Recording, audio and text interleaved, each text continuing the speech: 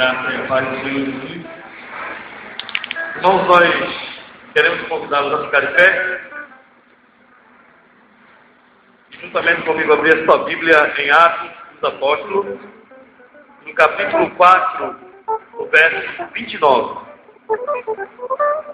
Gostaríamos de estar falando nesta manhã sobre o seguinte tema: falar de Jesus.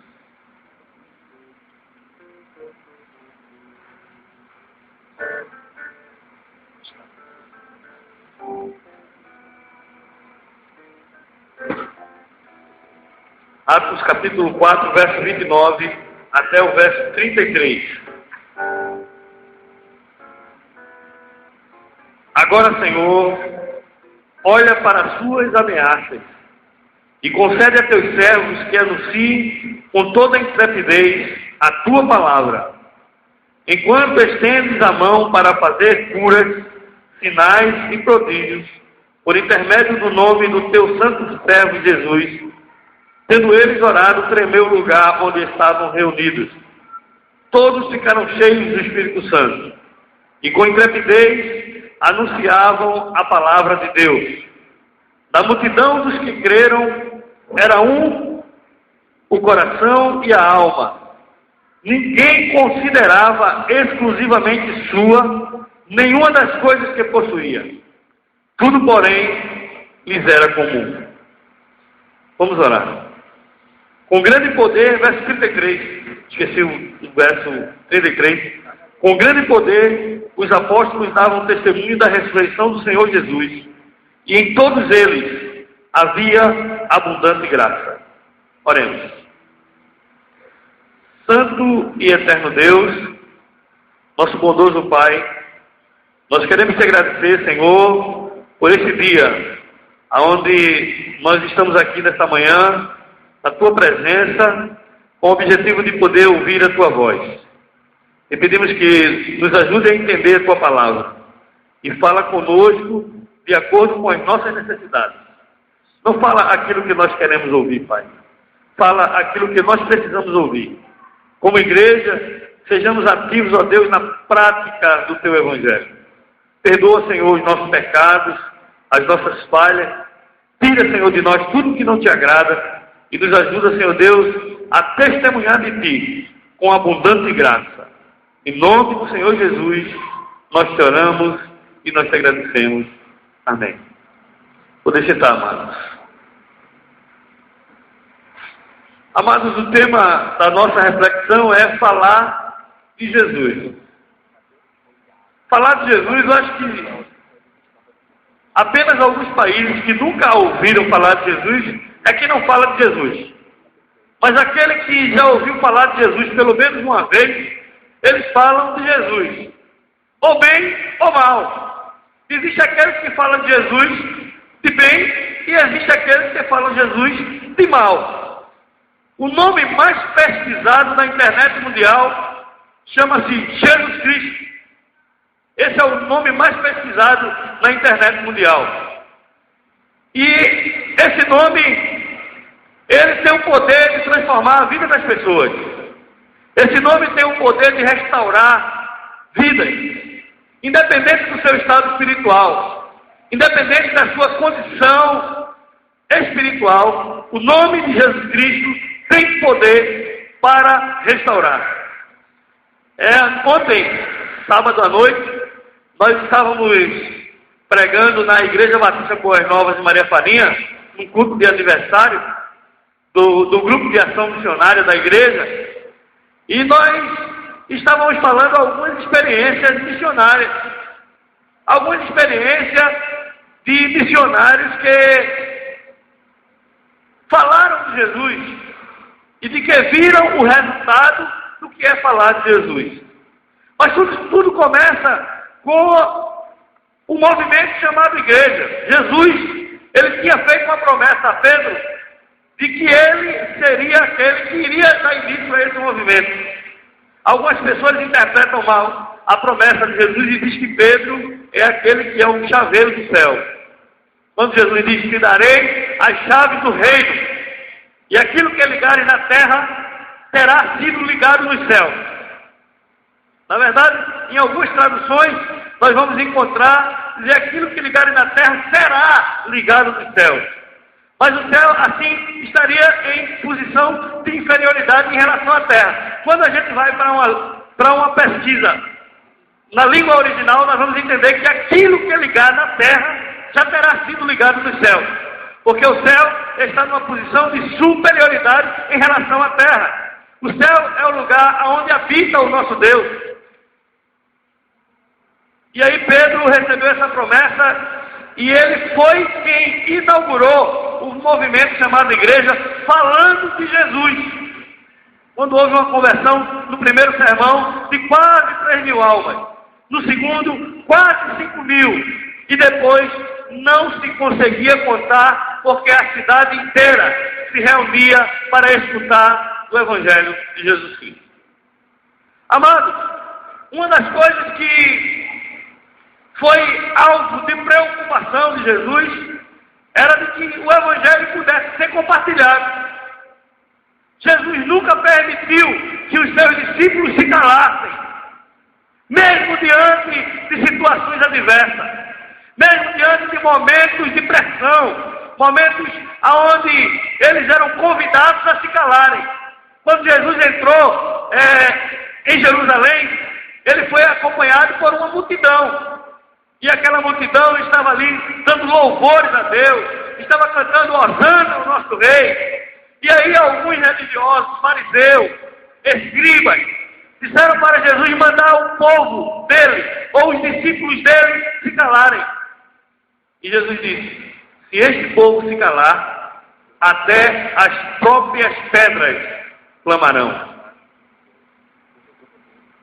Amados, a minha primeira pergunta dessa manhã para você é, você tem se calado? Ou você tem falado de Jesus para as pessoas do seu convívio? Você tem compartilhado sobre o Evangelho com os seus colegas de trabalho? Você tem compartilhado sobre o Evangelho com os seus amigos de sala de aula? Você tem compartilhado o seu Evangelho para os seus vizinhos? Você tem sido uma testemunha do Evangelho? Você tem deixado que o Espírito Santo possa superabundar em graça sobre a sua vida? Como você tem se comportado enquanto cristão, enquanto servo de Jesus Cristo, enquanto servo de Deus? Diz aqui no verso 29, de que os discípulos estavam reunidos, eles estavam em oração, e eles estavam diante de ameaças, eles estavam diante de um tribunal. Havia um sinédrio ali constituído, ameaçando matar, ameaçando prender, ameaçando castigar os discípulos. E eles estavam ali. Pedro foi convidado, juntamente com os seus companheiros, a abrir mão do nome de Jesus. E Pedro volta-se diante daquele tribunal, diante de autoridades que estavam encolerizadas, iradas com a igreja. E ele disse, veja se é justo obedecer a Deus ou obedecer aos homens. Eles estavam agora diante das autoridades e ele disse, e eles oraram e disseram, então Pedro e os demais apóstolos, no verso 29, afirmaram, antes importa obedecer a Deus do que aos homens. No capítulo 5, no verso 29.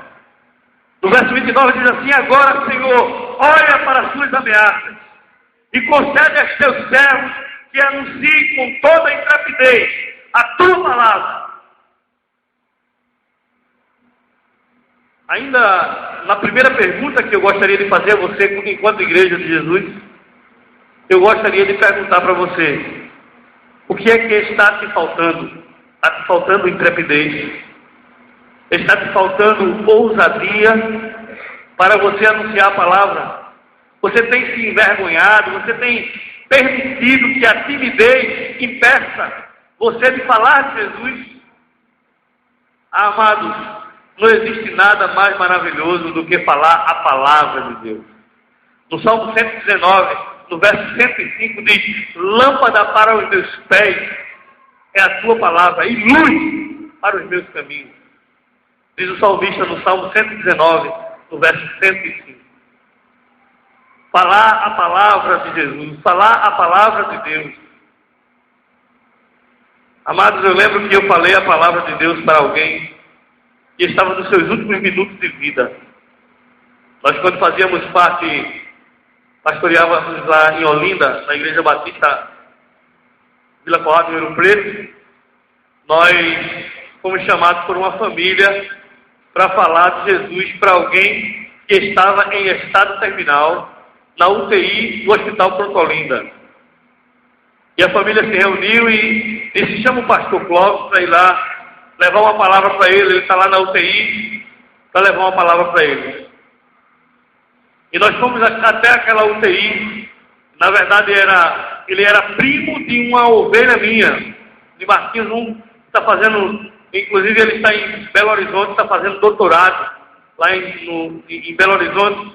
Ele foi campeão brasileiro de taekwondo, disputou um torneio lá em São Paulo. E o primo dele estava em estado terminal. Era um rapaz de muito boa aparência, um rapaz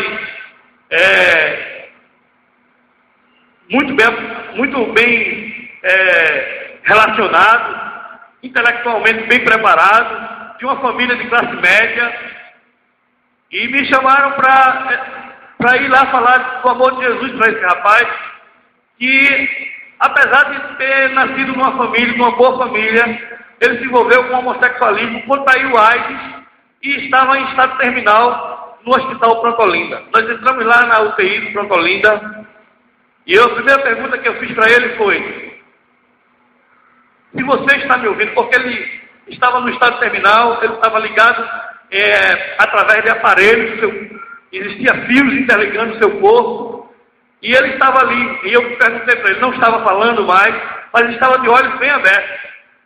E eu disse para ele assim: se você está me ouvindo, pisque o olho, que eu quero ter a certeza que você está me ouvindo.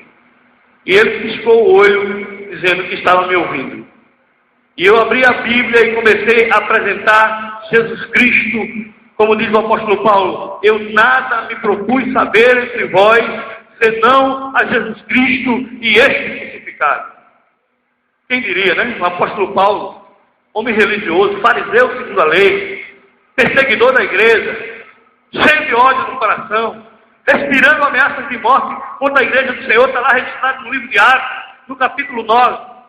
Agora, ele é envolvido pelo amor pessoal, pelas almas perdidas, por aqueles que precisam de Jesus. E agora ele chega lá diante da igreja de Coríntio e diz assim: olha, eu não estou me preocupando se vocês são de Apolo, se vocês são de Cristo, se vocês estão em divisões, se vocês fazem de um jeito ou se fazem de outro, porque eu nada me propus saber entre vós, senão a Jesus Cristo e este crucificado.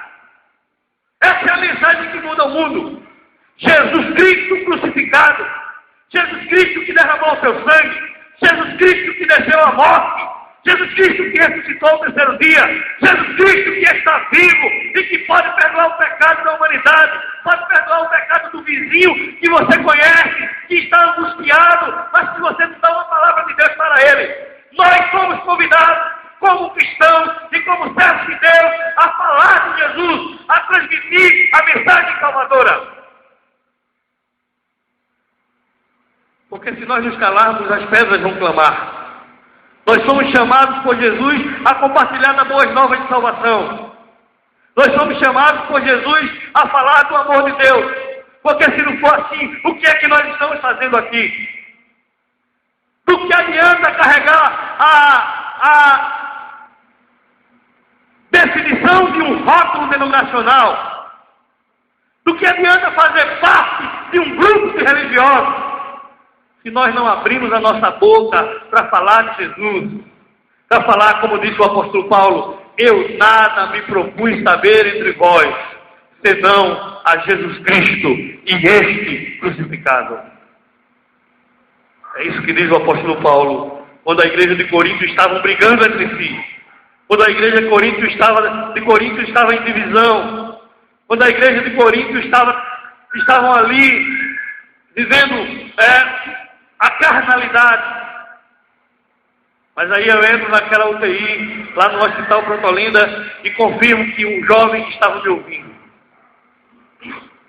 E quando eu abro a Bíblia e começo a pregar para aquele jovem que estava lá naquele leito, em estado terminal, eu percebo que aquele que estava ali naquela UTI, uma lágrima descia da sua face. Bem lentamente, uma lágrima escorria pela sua face. E nós estávamos falando do Evangelho de Jesus Cristo para ele. E quando aquele rapaz estava ali, quando eu terminei de pregar, quando eu terminei de apresentar o plano de salvação, quando eu comecei a falar sobre vida eterna, quando eu comecei a apresentar a libertação que há em Jesus Cristo, eu perguntei para ele assim: agora você quer receber Jesus Cristo como o teu Senhor e como o teu Salvador? Ele não podia falar, mas eu disse para ele: se a sua resposta for sim, eu gostaria que você piscasse os olhos 2 vezes. E ele, Deus, piscou os olhos 2 vezes, dizendo: eu quero receber Jesus Cristo como meu Senhor e como meu Salvador. Ali dentro daquela UTI, nós fomos tomados por uma emoção, vendo alguém que estava indo embora, vendo alguém que estava perdendo a sua vida, porque certamente tinha gastado a sua vida de forma errada, com o homossexualismo, na prática do pecado, mas que ainda, nos últimos momentos da sua vida, tinha a oportunidade de poder confessar Jesus Cristo como seu Senhor e como seu Salvador. Quando eu saí daquela UTI, e nós estávamos ali, saindo da UTI, na porta da UTI estava a família dele. E quando eu dei a notícia para a família: olha, ele recebeu Jesus Cristo como seu Senhor e como seu Salvador. Você não tem ideia, o choro daquela mãe, de alegria, o choro, elas se abraçavam entre si, com a família, eles se abraçavam, celebrando, comemorando, glorificando a Deus, porque aquele jovem tinha recebido Jesus Cristo. Amados, o Senhor Jesus, certa vez falando para os seus discípulos, ele disse assim, e religiosos que estavam sempre presentes, quando ele proferia o seu discurso, o discurso da chegada do reino de Deus, ele disse: do que adianta o homem ganhar o mundo inteiro se ele vier a perder a sua alma? Do que adianta o homem, ou o que daria o homem em troca da sua alma? Amados, muitas vezes nós não atentamos para o valor de uma alma. Muitas vezes nós comparamos o valor de uma alma com valores efêmeros, transitórios, valores passageiros. A alma, a palavra do Senhor diz que uma alma vale mais do que o mundo inteiro.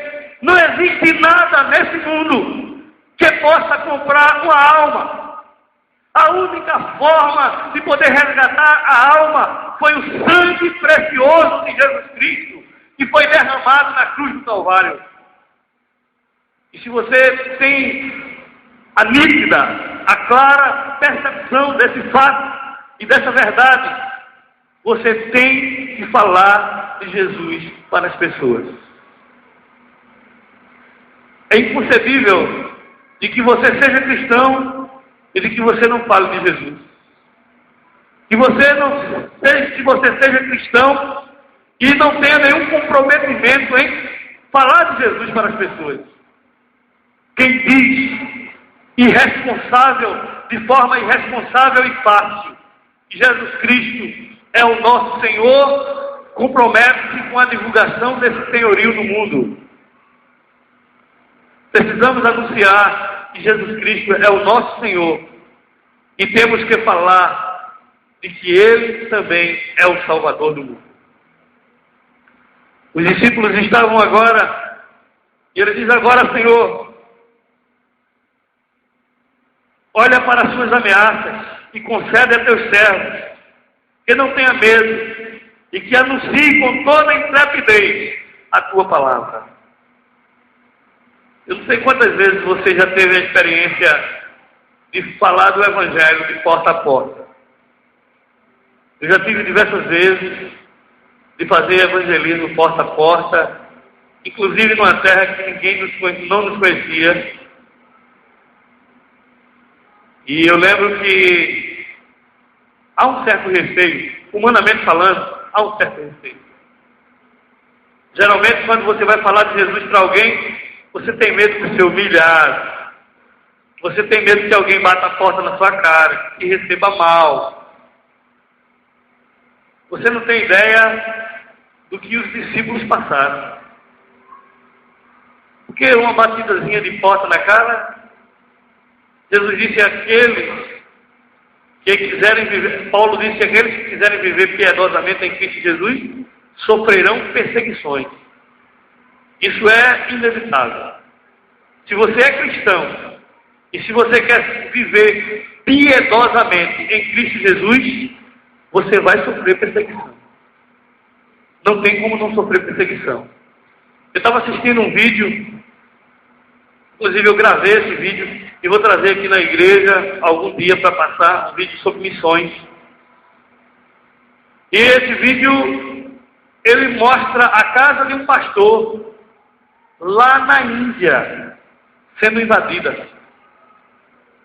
Invadida por pessoas que tinham pedaços de pau, de madeira, entraram na casa do pastor e derramaram o sangue do pastor. O sangue do pastor estava sendo derramado, assim, pelo canto da sua boca, e as pessoas batendo sem piedade no pastor, simplesmente porque ele anunciava a palavra de Deus. Qualquer dia eu vou trazer esse vídeo aqui na igreja. Existiam outros 2 jovens que estavam numa praça pregando o evangelho lá na Índia, também lá na Índia. E um grupo de pessoas começaram a espancar aqueles jovens até a morte. Até a morte. Claramente no vídeo. A pessoa que gravou o vídeo disse: esse foi um vídeo mais difícil que eu consegui fazer. E ele não terminou as imagens. E eles disseram, eles morreram, mas eles não negaram a Jesus. Morreram sem negar a Jesus. Os cristãos do primeiro século, eles eram lançados na arena de leões para serem devorados. Leões famintos. E os leões devoravam os cristãos. E eles morriam cantando. Eram jogados na fogueira. E eles estavam com seu corpo sendo queimado, sendo dilacerados pelo fogo. Mas eles estavam louvando. E aí os romanos chegavam assim e olhavam e viam os discípulos sendo queimados a fogo dentro da fogueira. E eles diziam: como é que pode? Eles estão dentro da fogueira, eles estão sendo queimados pelo fogo, eles estão cantando, eles estão sorrindo. Sabe qual é o segredo disso? Porque em cada um deles havia abundante graça. A graça de Jesus estava superabundando sobre a vida deles. Que tipo de cristianismo você tem vivido? Um cristianismo sem graça, um cristianismo de monotonia, de vício, viciado demais com o sublime, de cinismo, de falta de compromisso, aonde você não fala de Jesus para ninguém, aonde o evangelho ele é simplesmente uma fonte de egoísmo para você, porque você fica com ele para você e você não compartilha com ninguém, você não fala do amor de Jesus para ninguém. Sabe por quê? Aquelas pessoas morreram sendo espancadas na praça pública, mas não diziam não a Jesus, porque sobre a vida deles estava a abundante graça de Jesus. Amados, Jesus tem uma fonte inesgotável para nós, e nós estamos comendo da migalha que cai da mesa do rei. Olha, o apóstolo Paulo disse que aonde abundou o pecado, superabundou a graça. E essa graça, ela está para você e para mim. Você precisa desfrutar. Você não pode ser cristão acostumado somente a estar sentado em banco de igreja. E você não tem a liberdade para poder estar falando do amor de Jesus para as pessoas. Quantas vezes uma pessoa está oprimida do teu lado, na mesa que você trabalha, às vezes dentro da sala que você trabalha, e você não chega para falar de Jesus para as pessoas. Eu lembro, queridos, Essa semana eu tive uma experiência. Nós estávamos no hospital com a minha mãe, lá no hospital, e chegou um grupo de irmãs. Eu não sabia, a minha irmã já foi espírita. Eu já inclusive compartilhei uma experiência com ela, e que ela pediu que eu orasse por ela no momento em que ela estava oprimida. Veja o que é uma sede da palavra de Deus. Aí entrou um grupo de irmãs. Na hora da saída, uma irmã olhou para uma irmã da igreja, uma irmã evangélica, olhou para a minha irmã e disse assim para ela: Jesus te ama. Olha, só bastou aquela palavra. Ela caiu no pranto de choro. Ela começou a chorar. Quantas pessoas estão carentes de Jesus? Estão do teu lado, carentes de Jesus, precisando ouvir uma palavra dessa. Olha, Jesus te ama. Para pregar o evangelho não precisa fazer curso de teologia, não precisa ser doutor em teologia, não precisa ter curso superior. Só basta uma palavra: Jesus te ama. E a pessoa que está carente de Deus, ela se desmonta em choro. A minha irmã chorava copiosamente, convulsivamente, só porque alguém chegou para ela e disse assim: olha, Jesus te ama. Jesus tem um plano na tua vida. Queridos, quantas vezes você tem falado para as pessoas dentro do seu lado? Eu, geralmente, quando eu estava dentro do ônibus, agora faz um tempinho que eu não ando de ônibus, né? Jesus me deu um carro, uma bênção, né? E quando eu andava de ônibus, eu fazia questão muitas vezes de sentar do lado de uma pessoa e começar a puxar assunto.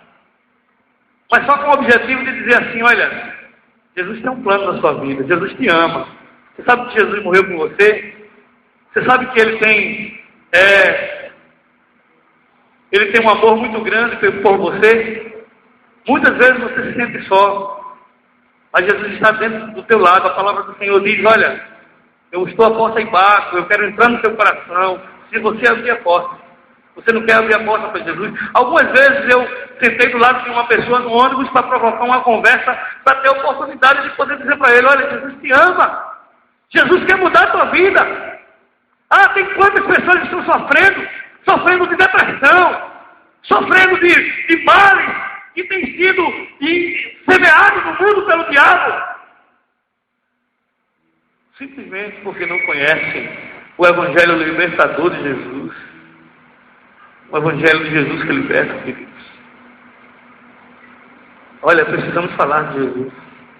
Os discípulos, eles falavam de Jesus e não davam outra. Diz assim, olha o resultado de falar de Jesus. Verso 32.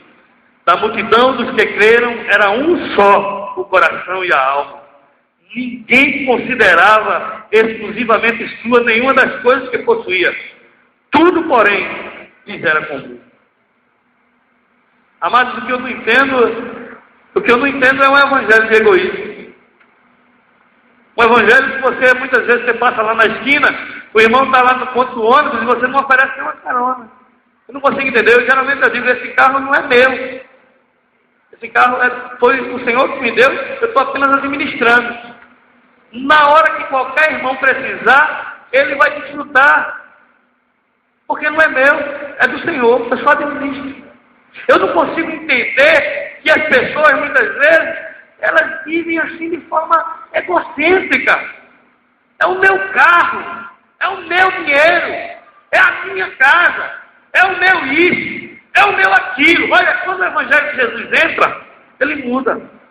Ele tira o ego. E quem vai para o centro é Jesus. Quem vai para o centro é Deus.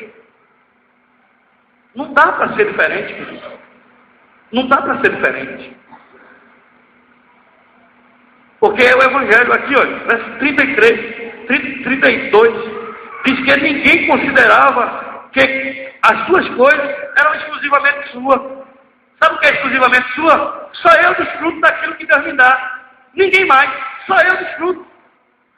Não, o Evangelho não é isso não. O Evangelho é que nós fazemos parte de uma comunidade e tudo que Deus me dá é para eu compartilhar com o meu irmão. Se Deus me dá algo, mesmo que seja pouco, é para ser dividido. Não dá para ser diferente. Olha, quando eu me encontro com Jesus, Jesus muda os meus conceitos, Ele muda os meus valores. Se eu sou diferente, eu preciso aprender a ser cristão e deixar de viver uma mera religiosidade. Uma mera religiosidade. Muitas vezes a gente tem que ir além das nossas condições. Muitas vezes a gente tem que aprender a dividir o pouco que o Senhor nos dá. Porque quando nós somos colocados sobre o pouco e somos fiéis sobre o pouco, sobre o muito, o Senhor nos colocará. Verso 33 diz que com grande poder os apóstolos davam testemunho da ressurreição de Jesus. E em todos eles havia abundante graça. Quando você fala de Jesus, você assume um compromisso com a mensagem que você está falando. Você não pode pregar uma mensagem e essa mensagem, ela não pode destoar na sua vida. As pessoas têm que ver de que o que você está falando, você está vivendo. O que você está falando, você precisa fazer com que a teoria ela seja prática na sua vida. É preciso que isso aconteça. E o Evangelho de Jesus é isso. Eu não posso imaginar que eu possa ser cristão e não poder dar testemunho do meu Senhor. Eu não posso imaginar que eu sou cristão e eu vejo pessoas que precisam de uma palavra e que eu, muitas vezes, me nego a dar essa palavra. Eu preciso falar de Jesus. Eu tenho um compromisso de falar com Jesus. Você tem um compromisso de falar de Jesus. Então não esqueça. Nós não fomos salvos para ficar salvos, sentados e satisfeitos. Nós fomos salvos para fazer de Jesus o nosso bem maior. Ele é o nosso bem maior. E o nosso bem maior, ele precisa ser compartilhado para aqueles que vivem sofrendo. Muitas vezes não pelo problema que eles pensam que é a causa do seu sofrimento, mas eles sofrem principalmente porque eles não conhecem a Jesus. E eu que conheço, eu tenho que levar Jesus para eles. Que Deus nos abençoe.